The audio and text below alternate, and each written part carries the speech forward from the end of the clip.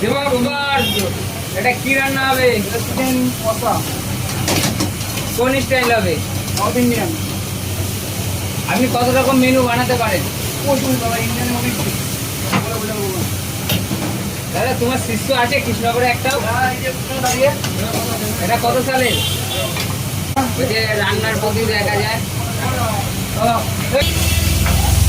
দাদা এটা কি চিকেন গেল? মুরগি? একদম 200 তোমার মুরগি।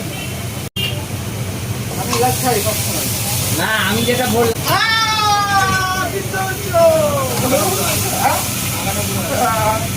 কি পুড়েছে? মুখে কি পুড়ে দিয়েছে?